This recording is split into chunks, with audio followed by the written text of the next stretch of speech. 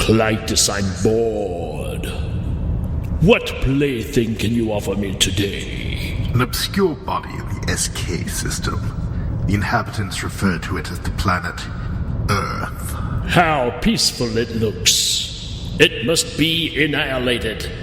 Send Rik and Danny on War Rocket Ajax.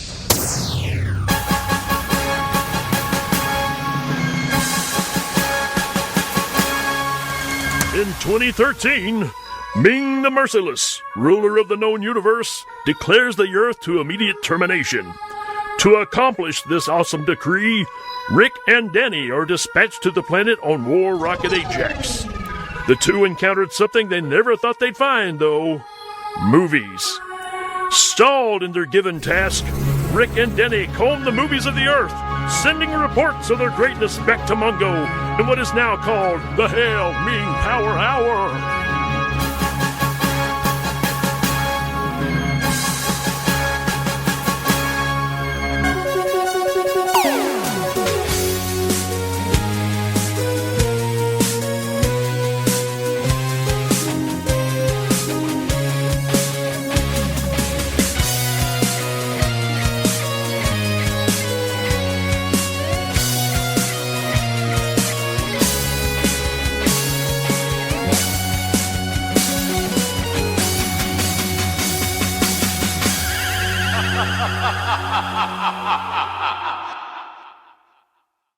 Well, hello everybody, welcome back to another episode, a special Halloween episode of the Hail Ming Power Hour, where we watch all the movies and we try to make you watch them again or for the first time, but that falls into your hands. That's your fate, not ours, right? We're just here to hand them out to you, but we can't make you drink the water, right?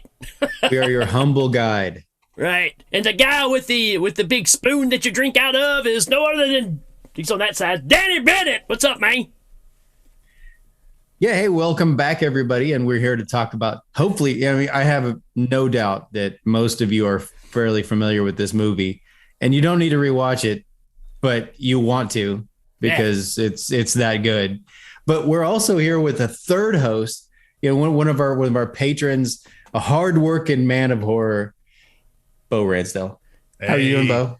I'm great. I mean, look, if we're gonna talk about any movie on board the good ship Hail Ming, it's got to be this. I like you. Anytime you invoke the name of Tom Atkins and Night of the Creeps, here it's like Beetlejuice. You say it enough times, and there I am.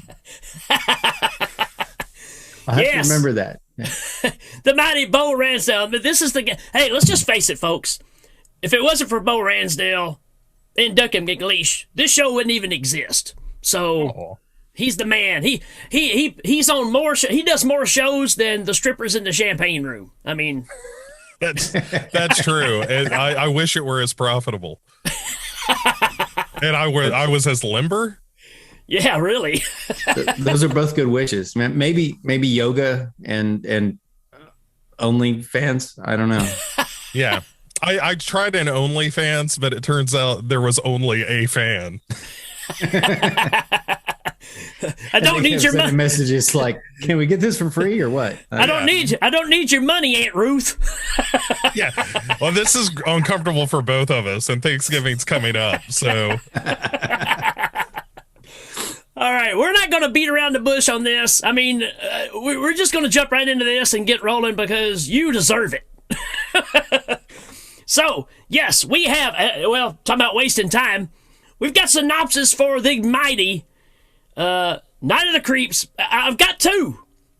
And this first one was sent from Bay. Bo may be familiar with this person. I don't know that Danny is, but we've got a synopsis for Night of the Creeps from Neil Breen. Oh, fantastic. I love Neil Breen and all of his work. All right, let's see what he's got. Hello, this is Neil Breen. I am here to tell you about Night of the Creeps. This is a serious story about things that matter. Aliens get into your head and root around. One boy has an alien make him walk, so he committed suicide. I can't believe you committed suicide. I cannot believe you committed suicide. How could you do this? How could you have committed suicide? I have so much work I'll never get done. I am continuing to hack into these government systems to see what I can find out about all this national and international corruption that I know is going on. A crisis, programmable virtual reality, programmable DNA. Homeland Security is ready. We are on the verge of mind hacking. Programmable matter. We will be linked telepathically. Special agencies are prepared. Follow me. They can't hurt me. My sack is out for all to see. Creeps. I love the amazement on Danny's face right now because he's like, what? It's as good as any Neil Breen movie you're ever going to see. I thought it was Stephen Wright for a minute. Neil Breen, Stephen Wright, there's not a lot of difference. I was waiting for the joke, but maybe the whole thing Yes. was the joke. You have to experience a Neil Breen movie. Now I have something. See, you've guided me. At Neil Breen.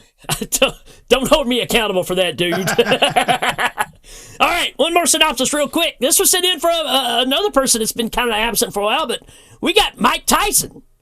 This is Mike Tyson, and I'm here to talk about one of my favorites, Night at the Creeps.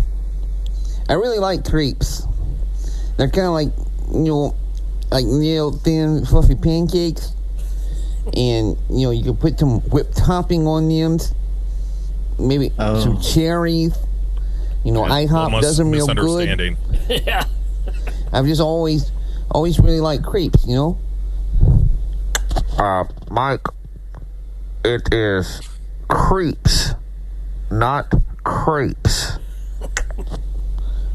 Oh. Well, I know some creeps in my time, too. That creep, Evander Holyfield. I took a bite out of his ear one time like it was a crepe. It was pretty delicious, too. Oh. Yeah, I don't know what you guys are doing, but what do you say after we're done, we all just go out and get a big old pile of crepes? Yeah. That'd be, afternoon of the crepes. Yeah. The prequel to Night of the Creeps is Afternoon of the Crepes. It sounds great. So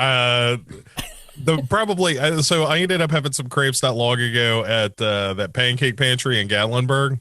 Oh yeah. And that'll take a year off your life. It was delicious though.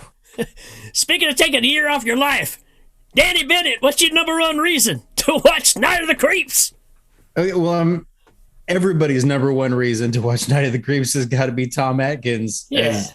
I don't want to let the cat out of the bag, but it would really be doing a disservice not to say that he is the number one, probably the number 3, and maybe the number 17 reason to watch this movie, because he chews up the scenery. He's got the best one-liners, and his running gags are fantastic. Plus, when he stops and smells that rose. Hey, did you say let the cow out of the bag, or just?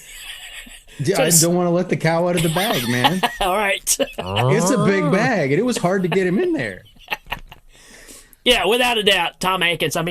You see the shirt, right? And to this day, it's still his favorite role of any movie he's ever done. So I read that. Yeah. It's got so much to chew on too. Like he's great in The Fog, and great in Halloween 3 and all that stuff. This is just it's a tour de force. It gives him the opportunity to be funny, to be very dramatic. It paints him as this anti-hero. Like, he is a suicidal alcoholic who is on a path of self-destruction and manages to be hilarious along the way. It's truly one of the great characters and performance in horror. I think. I think it's brilliant. And so I propose that for this episode, in homage to Tom, instead of saying "What's your next reason," we just say, "Rick, thrill me." Yeah, thrill me. Yeah, sure. Well, Bo, just a little FYI here. Danny has never seen Halloween 3.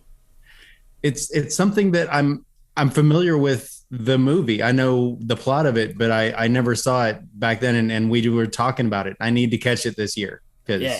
Yeah, it's quality Tom Atkins. He's great. I mean, and always, like 6 feet away from a six pack in that movie. It's terrific. It's so good. That's true. So, all right, taking Danny's words at heart here, Bo, thrill me. All right, it is not just one horror movie. It is several horror movies in one. Absolutely. You've got kind of your sci-fi horror movie. You got your zombie horror movie. You got kind of a slasher movie in the middle of it. Like whatever you want out of a horror film, there is some piece of it in Night of the Creeps. And I love the fact that it has all these different gears. Like the funky baseline to all of it are the creeps themselves.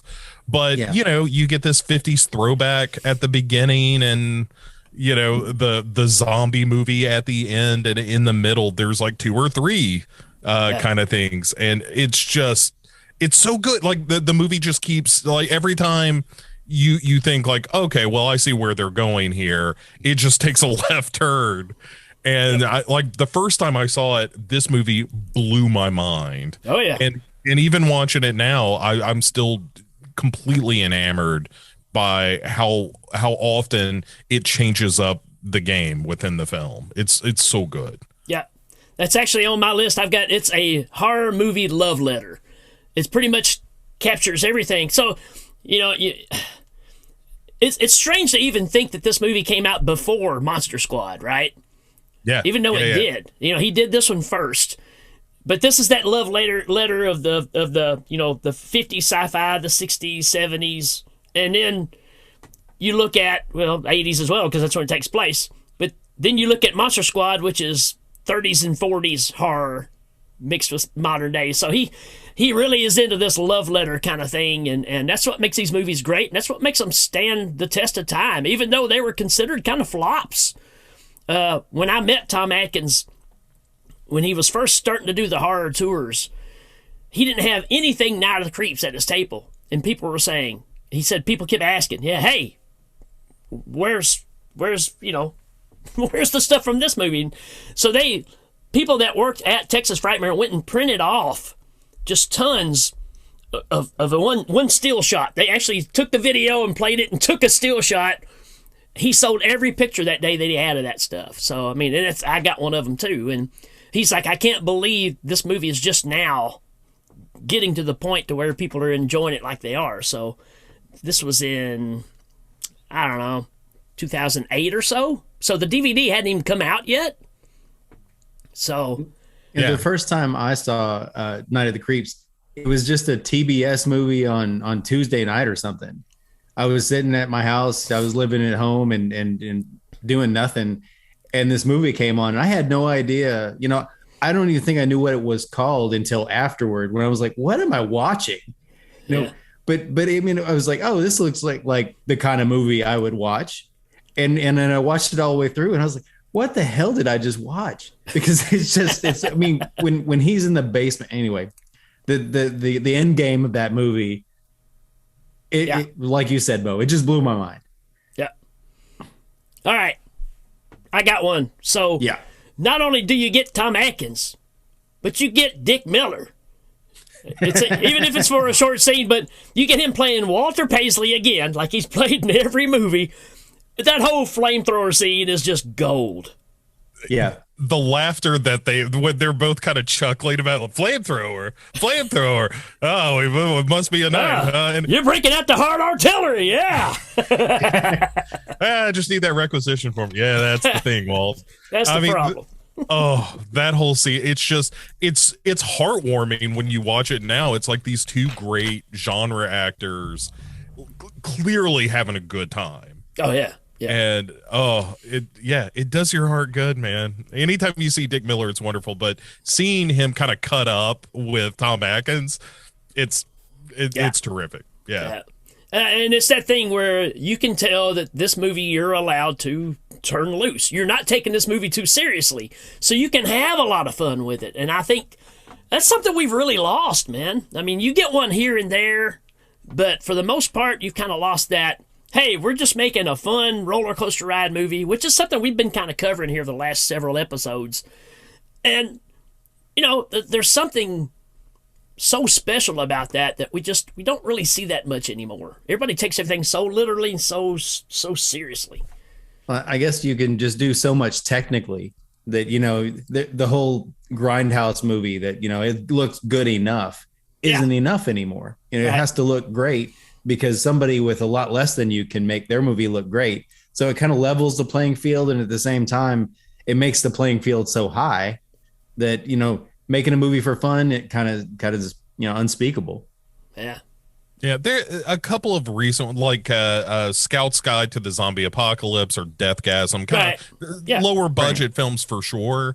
But I mean, those are a couple of recent examples of movies where the marching order seemed to be like, what if we just have a good time making a horror movie and do some dumb stuff along the way that makes us laugh? The one thing that Night of the Creeps has that I think those don't is that it also gets the serious stuff right. Yeah. Which is such a tough balance. And hats off to Fred Dekker again for being able to shift tones like that and not, wreck his movie. I read that Fred Dekker hated the dog puppet. Yeah. I mean, look, not everybody's right. That dog puppet is gold. I thought it was pretty good. I thought it was better than the cat puppet. Oh, yeah. The dog standing in the middle of the road is one of my favorite things in the movie because it's so clearly a puppet that doesn't move. I just love it. I love everything about it. All right, Daddy, through me. All right, back around to me. There's so much. How about Detective Cameron's Dream? Oh yeah, yeah. So, oh my God. Tom Atkins sitting on the beach drinking out of a coconut, and somebody's as Miss Piggy is reverse going into the water, so she's coming out completely dry. Yeah. And he wakes up and he comes through and he's holding that. I like the fact that he's holding a woman's hand. When he comes into the sequence where he's walking toward the car where his lady love's being killed. Yeah. Like there are all these weird little things that's like, oh, this is a dream. I actually was watching this last night with Lois. She's never seen it before. Oh. She was like, is this a dream? And then she's like, okay, this is a dream. And then she's like, he's holding a lady's hand. And then after that whole sequence came through and he wakes up, she's like, that was a really good dream. Because not only did it cover some backstory, but it also was absurd enough that you knew it was a dream and it really did the job. Right. And also it's got all those little tip of the hats to Jaws in there too. Yeah. You've got the passing of the people going by, and that's where your edits are for the flashback. You get the zoom shot with the camera like they did with Snyder. Yeah, I mean it's again, it's a love letter to all things horror. And it's just a little piece, but it's done so well. And a great point. I mean, how do you explain this whole backstory and relationship of making you care for these characters instead of them having to just tell it to somebody, right? So yeah, it's great. All right, Bo, that's back to you, man. Yeah. One quick note about the edits, that Jaws edit thing. Yeah. It was one of the moments, I think the first time I saw this where it was like, wait a second, are they doing the Jaws edit? Because that's the greatest thing I think I've ever seen in my life. Yeah, it's terrific. And kind of piggybacking on that, so my thrill you is the fact that it's legitimately a funny movie. Not just like, oh, it's kind of amusing and that kind of thing.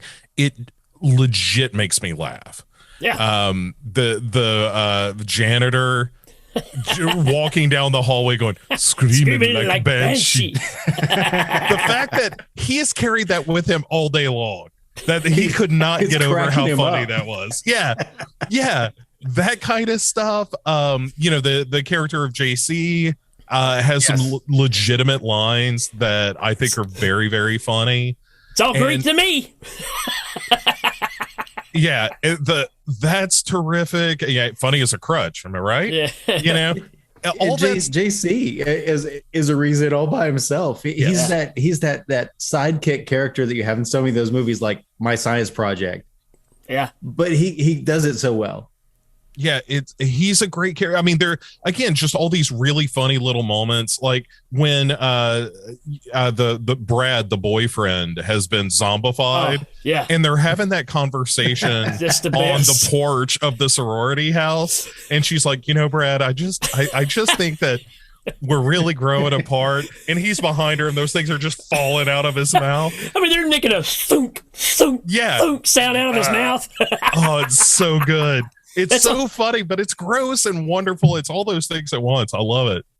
I've got that on my list. Breaking up with Brad. That's one of my favorite parts, man. Okay, let's see. Where are we at? Oh, another reason, man. Come on. The rejuvenated serial killer. I mean, talking about shifting gears again. The fact that Tom Atkins has given the story of the past and what had happened and where he'd buried him, and then all of a sudden he comes busting up out of that lady's floor with the axe still, like he would have buried him with the axe. Right.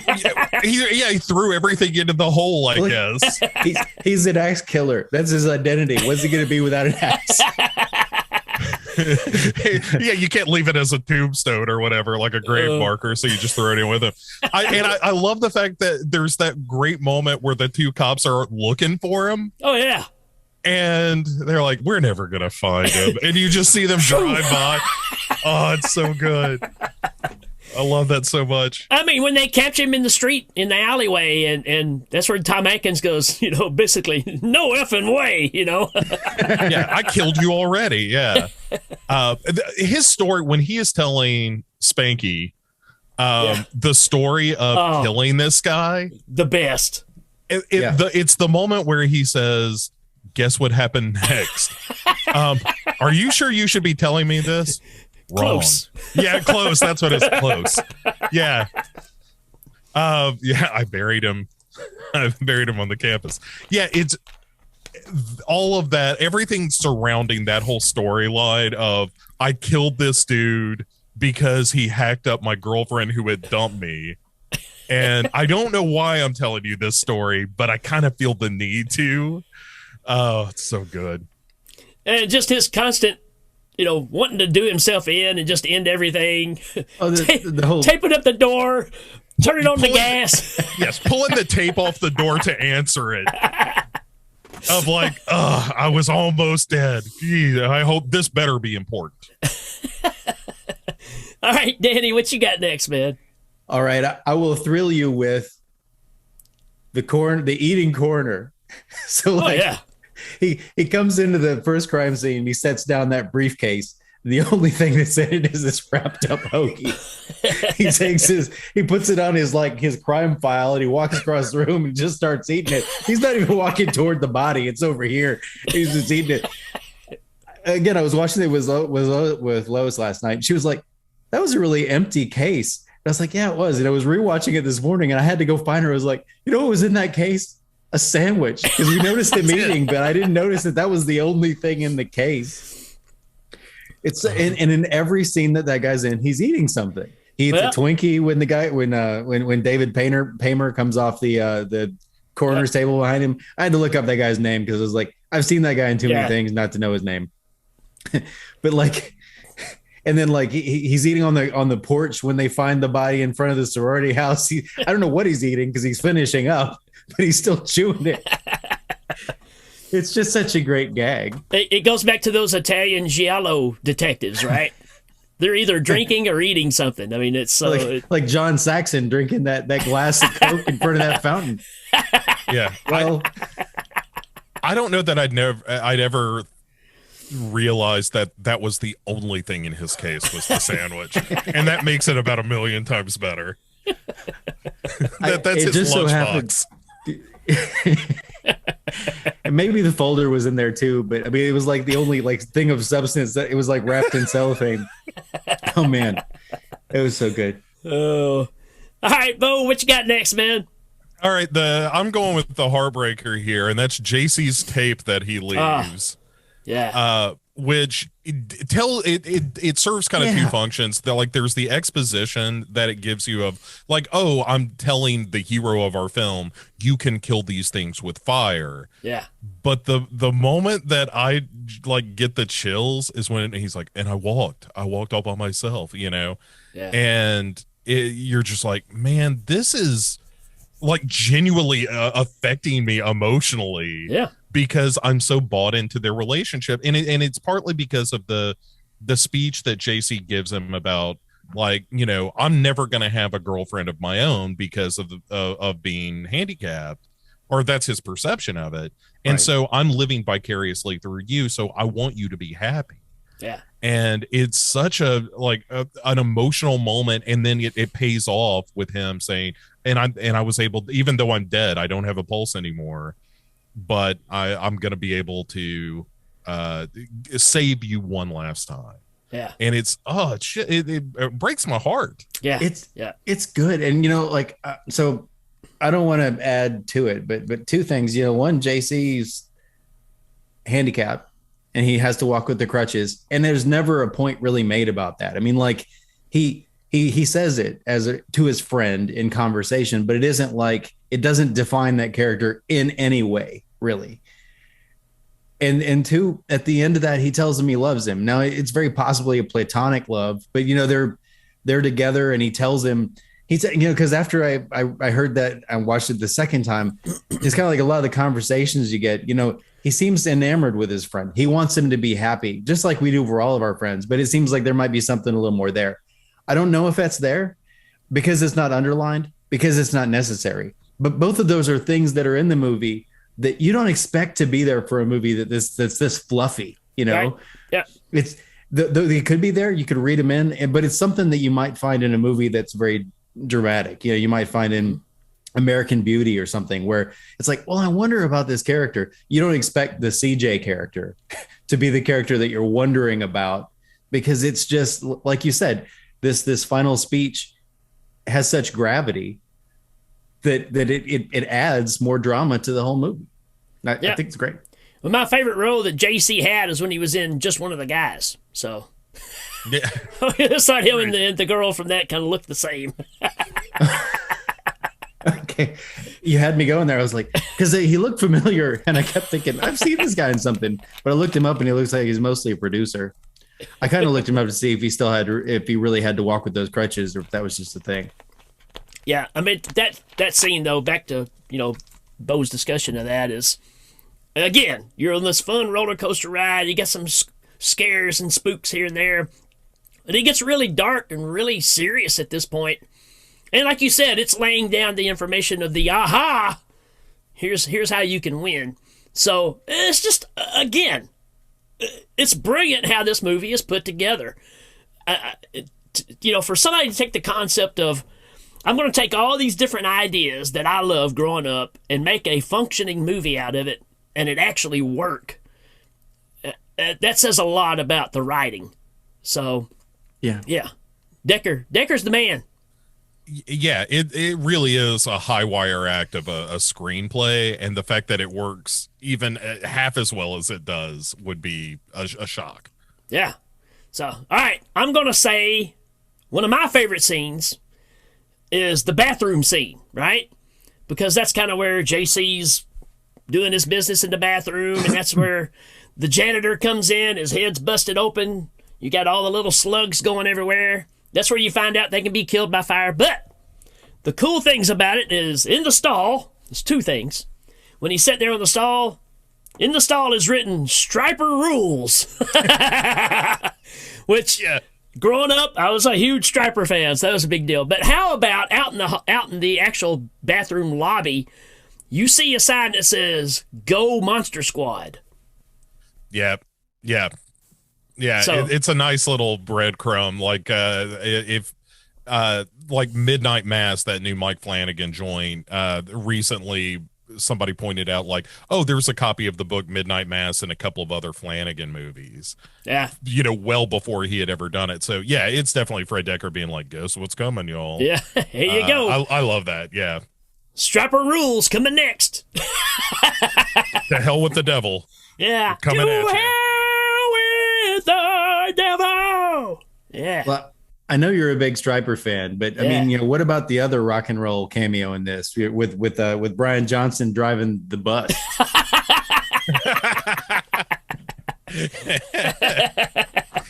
That's pretty close. I mean, Pretty he's good. got the hat, he's got the hair, he's got the eyes. For those about to rock. Oh yeah, man. Go ahead, Danny. I guess that's you next, man. All right. Nice shirt. Nice shirt, by the way. Oh, thanks. This is fast printed shirts out of Texas. Oh yeah, we like those guys a lot. Yeah.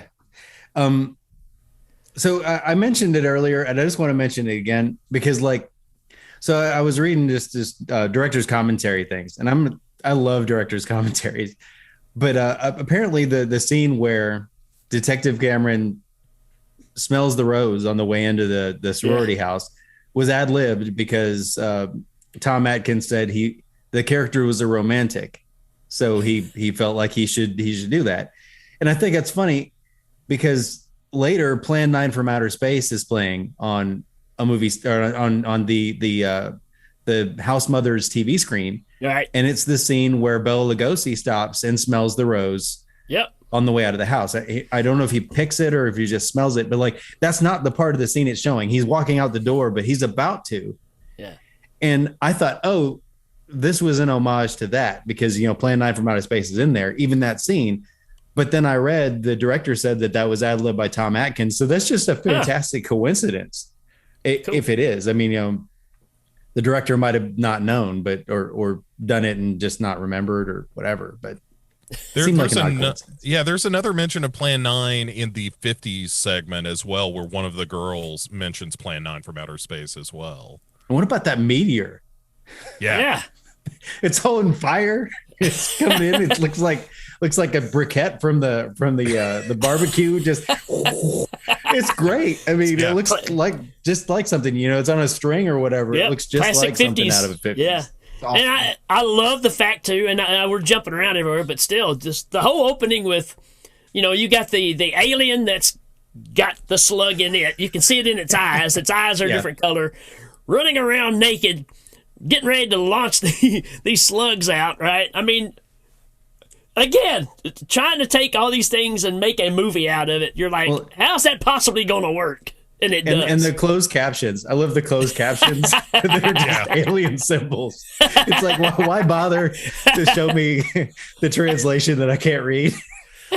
I also like the fact that if you haven't seen this movie in about 10 years, you will completely forget that it starts in space. Exactly. Yeah. That's a bar bet you can win if somebody's like, oh yeah, I remember seeing Night of the Creeps. I bet you $100 that it starts in space with little naked aliens. You're like, no, it doesn't. Oh, so Bo, you got something else? Yeah, this is really just one line, and it goes back to our Tom Atkins love. Oh, yeah. But it is a line that I think is maybe my favorite of the movie, where Tom Atkins, it's after Christine Cameron has basically bared her soul and said, like, here's what I think is going on, and there are all these little slug things and whatnot that it came out of this guy's head at the window. And Tom Atkins steps out of the shadows and says, zombies, exploding heads, creepy crawlies, and a date for the formal. Classic Spanky. I love that so much. All of his lines are so good. Yeah. But he's met this kid once, and it's just like, that's Spanky to a T, Yeah. Oh my God. You're right. Everything that comes out of his mouth is gold to one degree or another. Yeah, but man, you're right though. Oh, that line makes me laugh so hard. I just, it like, if on my deathbed, I hope somebody has the foresight to just lean down and whisper that into my ear, and then I know everything will be all right. Oh, Danny, you got any more? Yeah, I mean, okay, so my next reason to watch, or my next thrilling moment, in the sorority house, Detective Cameron sees the cameo of his lady love on the wall when there's the zombies behind him and two more coming toward him. He's been trying to reload the gun, and then he starts shooting them, and this 360-degree camera. It's like they got him on a lazy Susan, spinning him around, and he's killing them all. And he becomes the badass that he's been the whole movie. But a few minutes before that, he wasn't. Just I guess so he could become it again. It's one moment scene. Of danger, because the way that it's done is just so campy with the room spinning around behind him while he's just killing these zombies. It's like they just threw him into an anime all of a sudden, Yeah. He becomes Goku, yeah. And this was way before The Matrix. Yeah, absolutely. I mean, but it's around the same time as Dancing on the Ceiling, so hard to argue. Oh, I don't know when Dancing on the Ceiling came out. So. Well, it's better left unsolved. I've kind of hit my list as far as everything that I've got, but you can keep going. You can keep going, though. I mean, come on. I mean, let me throw one out there. Yeah. A legitimately different director's cut. Yeah. Oh, yeah. I remember seeing, like Danny was saying, I remember seeing this on like TV and HBO and that kind of thing when I was younger, and having a very distinct impression of what this movie was. And the end of the director's cut is substantially different. Yeah. Yeah. So that it really kind of recontextualizes a lot of them. Well, to some degree, but certainly brings back the alien stuff from the beginning of the movie. Right. Which, if you've seen Night of the Creeps, you've never seen the director's cut. The original version of the movie ends with, our heroes kissing outside the house after it explodes. After again another moment where chills go up my spine of the kid saying, "Detective, thrill me," and then kaboom. Oh, it's so good. Yeah. And then they kiss, and then they see the dog that upended the bus, and it vomits out the slug. And then the director's cut is not anything with the dog, but our heroes kiss, and then you see Tom Atkins all burned up to a charcoal briquette walking away from the house. Yep. Making his way to the edge of the cemetery where he collapses and slugs escape. And then you see the alien ship come over looking for these slugs as they're presumably infecting a bunch of people in these graves. Yeah. And it was like, oh, that's a really rad ending to this movie that I had never seen before, they released that Blu-ray director's cut. Right. And I still like the original cut the best, because it left it to that point. Whereas, I understand giving it a kind of a wrap up, but I don't know. I mean, I like both, but I still prefer the original cut myself.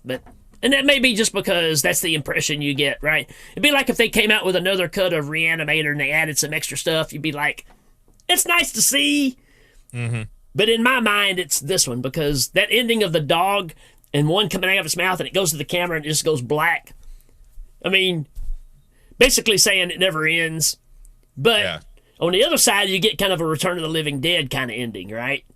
So, well, I like that this director's cut isn't like, we have 8 more seconds of this gory effect shot. It's like, no, this is totally different. You know? Yeah, it totally gives it something different.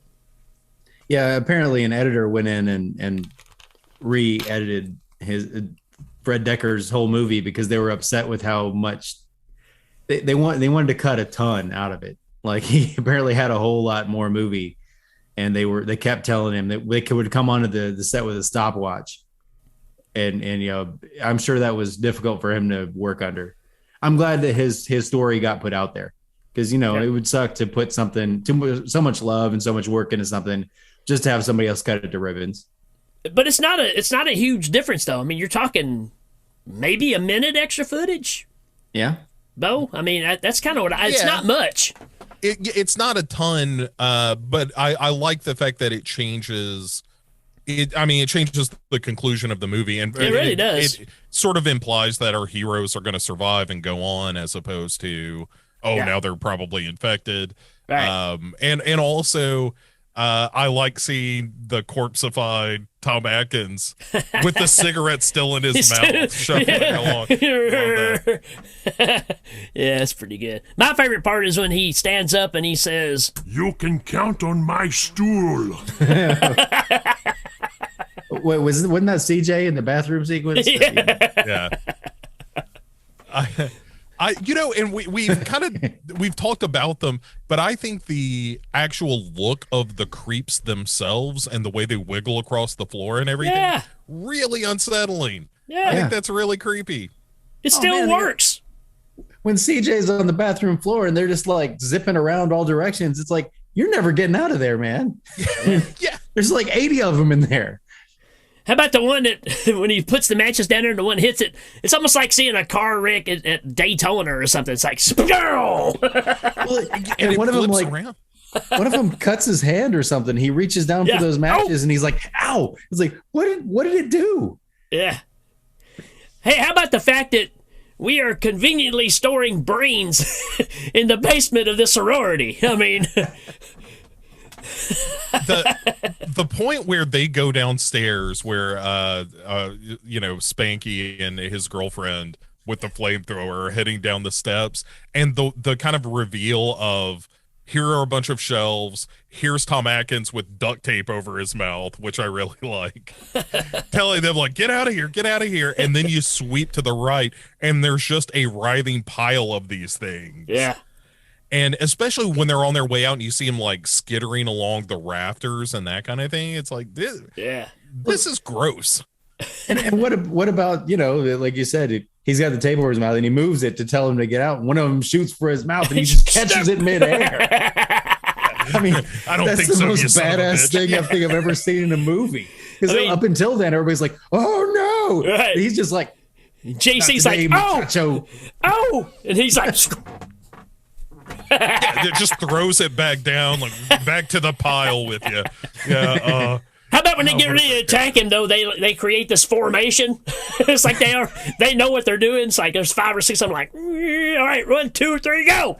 Right, we got a flying V this guy because he's just too cool for one-on-one creep action. Yeah, it's terrific. So awesome.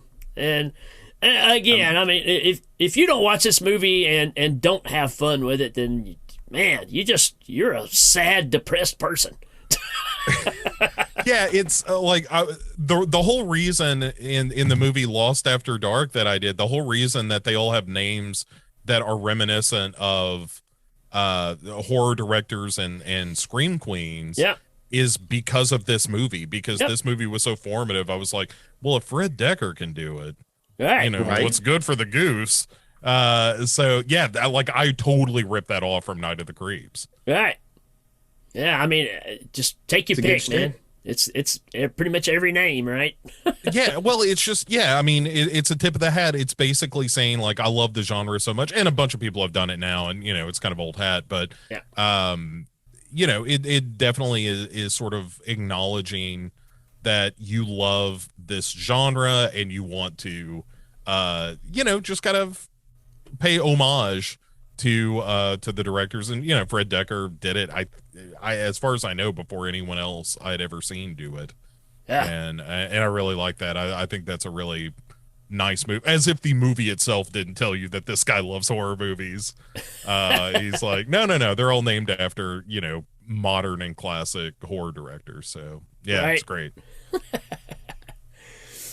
All right, anybody got anything else? I just wanted to make sure we paid some lip service to that, that last stand in the basement before we were out, because that. Oh yeah. But Bo brought it up for sure. Yeah, there's still so much stuff. I mean, there's so many little bitty things like getting the guy to go answer the phone. It's got the unibrow. There's. I mean, that thing in the basement that when he starts counting and then gives Spanky the wink.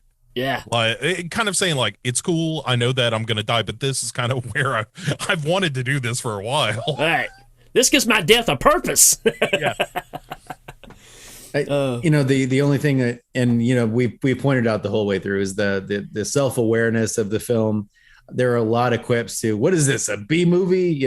Or I would rather have aliens from space invade my brain. Like there's a lot of the actors know, the characters kind of know, the movie knows itself. And it's not like looking at the camera and delivering a line kind of thing, but it's definitely the writer of the movie wants you all to know that he's in on the joke. Right. Absolutely. Yeah. But I think that's kind of, that can be a double-edged sword. That can really sink your movie if your movie is kind of crap. and you're like, hey, what are we, a B movie? And it's like, it turns out yes. Right. But in this movie, it's just done with such affection, and the movie itself, like if you strip that out, the movie would still be awesome. And I agree. The fact that it's also just, again, it's that tip of the cap of like, yeah, we know this is kind of a B horror movie, but you can be a wonderful one of those and still have a great time. And again, the fact that this movie kind of wrings genuine emotion out of the characters of what is essentially just a kind of a B horror movie is tremendous. It's so good. I can't tell you how many times in life that I've used this from the movie.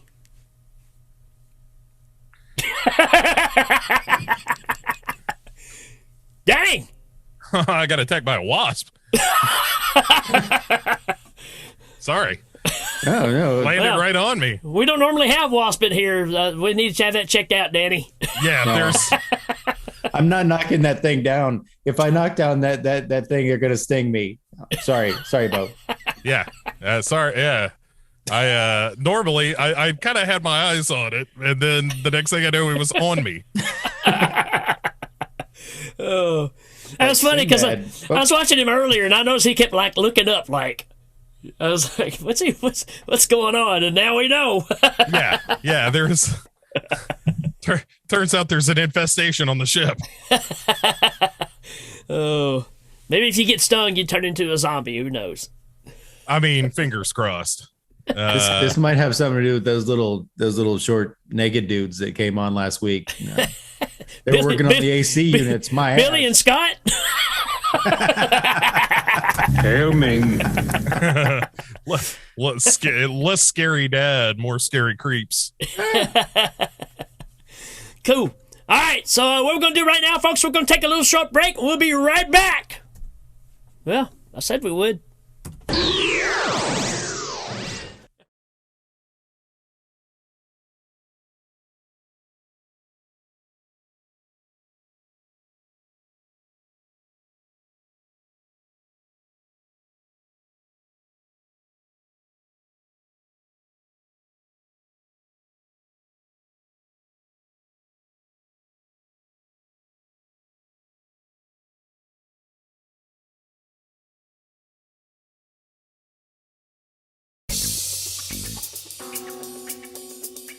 He's a no-nonsense maverick looking to clean up the streets. Ah, my nose, you broke it. It's all red and swollen.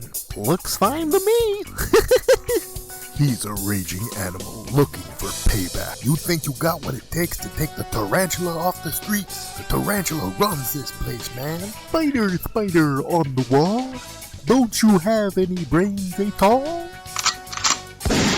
Now these two renegade cops have teamed up, and all hell is about to break loose. We don't stop shooting until the screaming stops. Let's send these sons of bitches to hell. They've got the style. Hey, detective, we got a blood sample over here. Let's run it through the bozo pewter. They know the deal. Nothing up my sleeve. Presto! Wrong hat. I take a 7.5. And the ladies know they've got the sex appeal. No more games. I find you so sex lost. This is really gonna piss off Boris. What do you want, clown? You want me to play ball? No, I want you to play...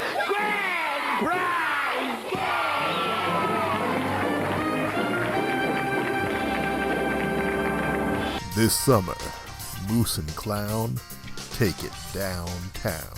Detective Bozo the Clown, Detective Bullwinkle Moose in Thrill Me. Now here's something we hope you'll really like. This'll keep it quiet. Oh, hi there. I didn't see you. You caught me cutting a new show. I'm Bo Ransdell, and I'm one of the many creators you can find on Legion Podcasts. I said quiet! My fellow podcasters and I work hard to bring you the best in horror podcasting, but that comes at a cost. Wouldst thou like to live deliciously? Not that, but also yes. No, what I'm getting at is that there are server costs, costs for good microphones and software for editing, all the things that make our shows, fun to listen to. And you can help. If you're enjoying the shows on legionpodcasts.com or in the Legion Network available on iTunes and Stitcher, just about anywhere you can download a podcast, really, you can help us out and get a little something for your trouble at patreon.com/Legion Podcasts. For just $2 a month, you get a pair of movie commentaries exclusive to Patreon, and for $5, you can also join us for a monthly screening of a movie. All of that available on patreon.com/Legion Podcasts. We appreciate it, and thank you for listening. Now, back to the cutting room.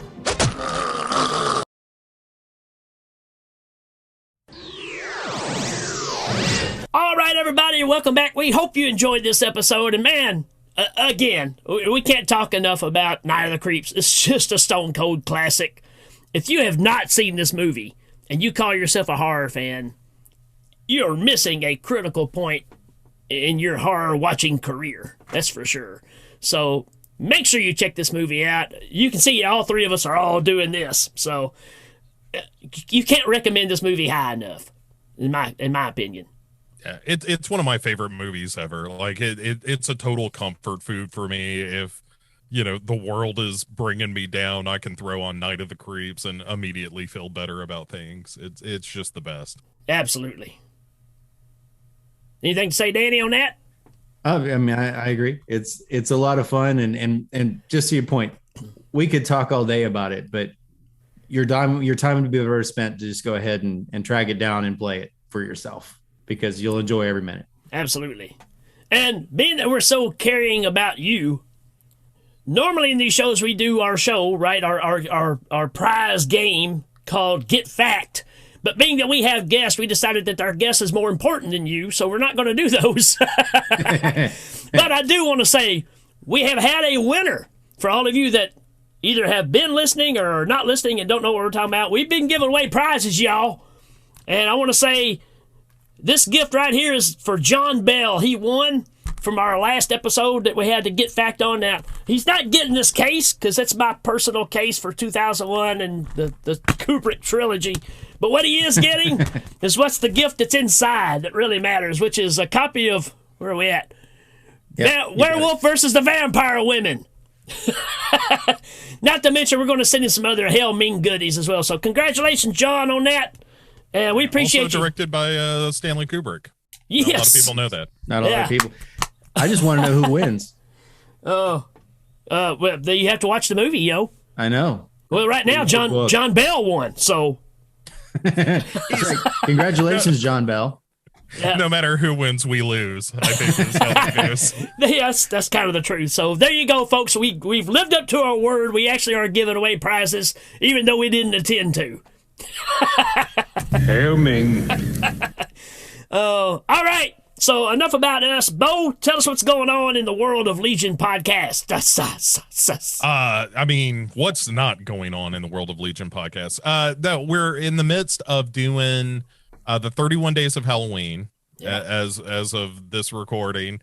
We got almost a week left. And so I've been dropping little mini episodes every day, just movie recommendations and mini reviews and that kind of thing. Gary has been doing 31 Days of Howling Beasts, which drop in like chunks. So every few days you'll get a big chunk of those. Then all the normal stuff that you get, shows like this and Psychosomatic and Cinema Psyops and Legion After Dark is coming back at the beginning of the year. Oh, good. Working on that stuff. Friday Nightmares going strong. I mean, just the hits don't stop coming, Ricky. Yeah. And then I personally, the show that I do personally is a show called The Dark Parade. And that is a horror themed podcast, which features a number of sort of mainstream episodes that are a look at various horror films. We just wrapped up the Psycho series. The Psycho 4, The Beginning, is about to drop. And in addition to that, there's also Morbid Mondays, which are general news and conversation kind of episodes, and then Found Footage Fool. All this is under Dark Parade. Found Footage Fool is the fact that I can't stop watching found footage movies and I need some outlet to vent about them. And it's so many of them are so bad.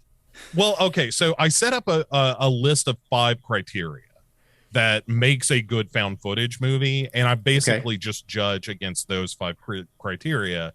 And you're right, most of them fail miserably at least 2 of the criteria. I'll have to give that a listen because I'm similar.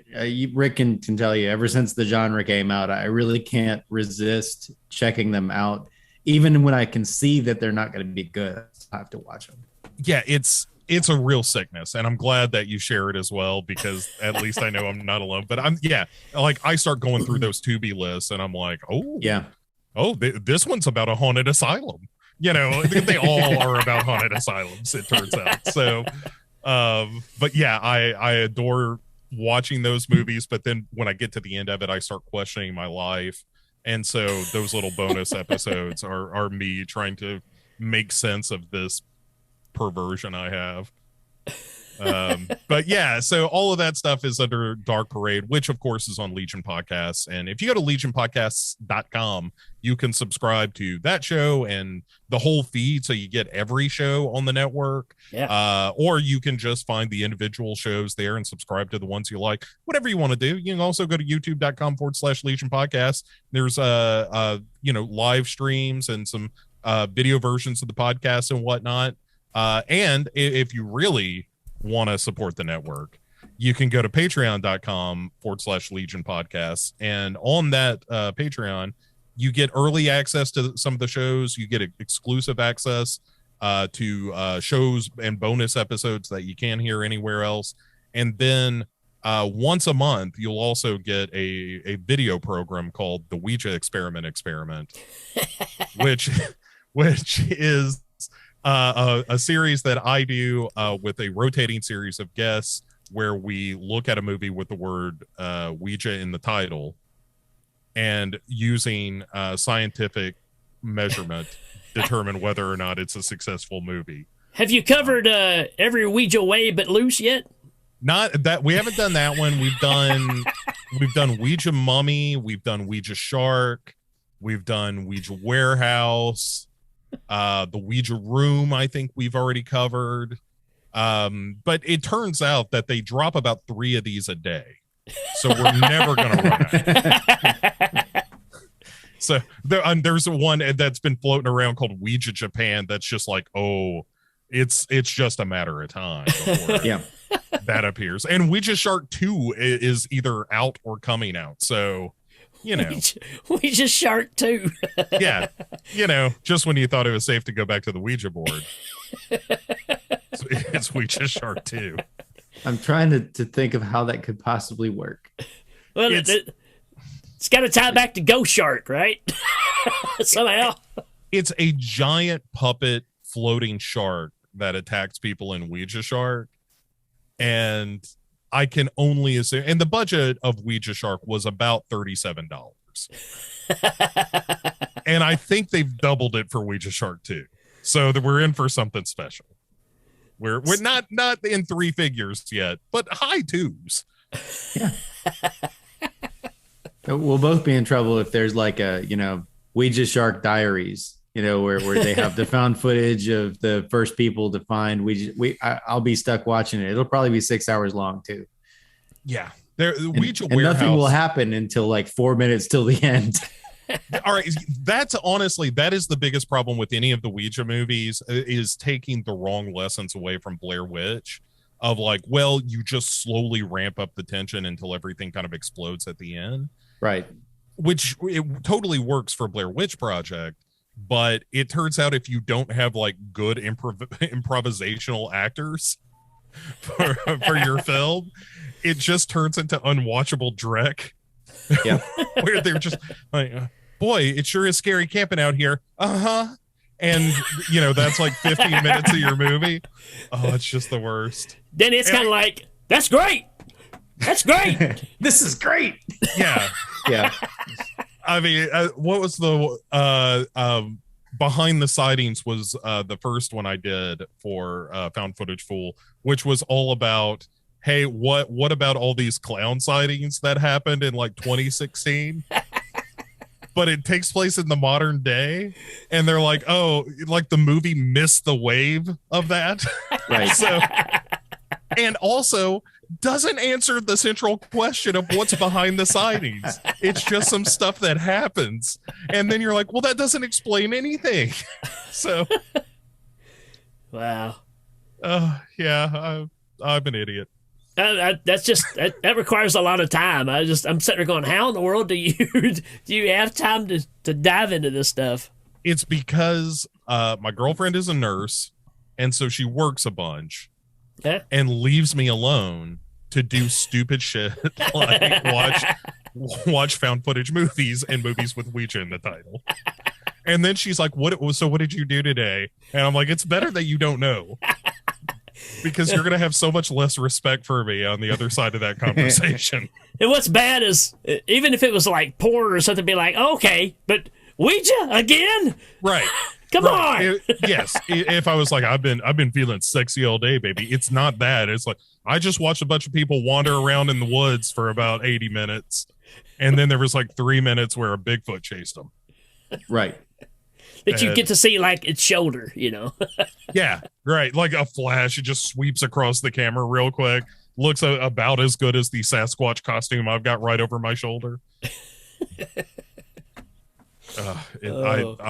I'm embarrassed as a person, but also I can't stop. Totally understandable. One of these days I'm going to walk into my house and like all my friends will be sitting there on a couch with like a mediator there. Like, look, we're doing this because we care about you, and we need you to stop watching these found footage movies. I quit anytime I want. I can stop. We looked at your Christmas list. All you wanted was a Ouija board. Right. Yeah, and a prosumer grade camera. Yeah, if I could make Ouija basement about it being haunted by wasps. Yeah. Ouija tent. I mean, sky's the limit, man. Yeah. Every time I watch these movies, Ouija Bigfoot. That exists already. That is 100% already a thing. I just haven't watched it yet. Wow. Yeah. I'm behind. I know.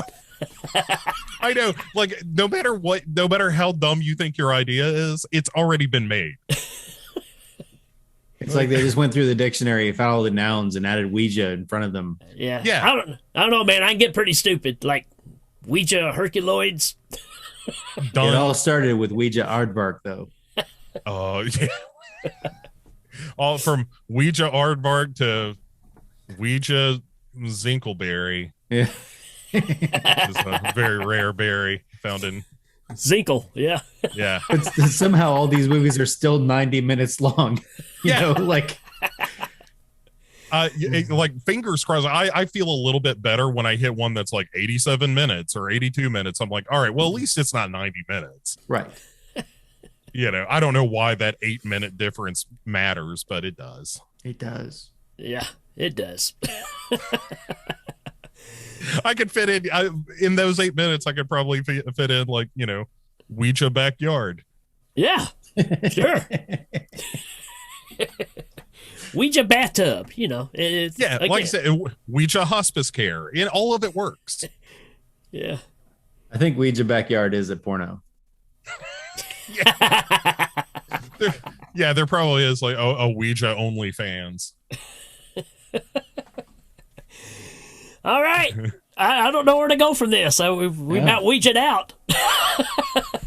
Bo, man. We should get out of here.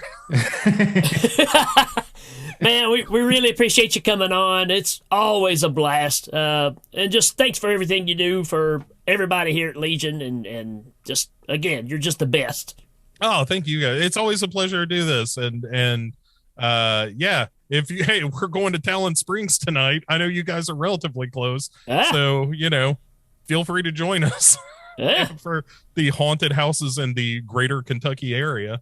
Yeah, I've got to actually go play a gig tonight in Kentucky, so I won't be able to make the haunted thing, but I'll be around a bunch of rednecks, so I don't know which is scarier.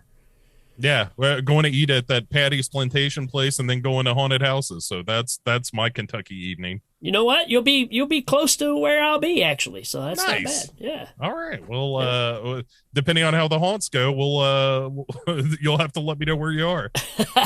All right, man. Thanks. Appreciate you coming on, man. Everybody, we will check you later. Adios.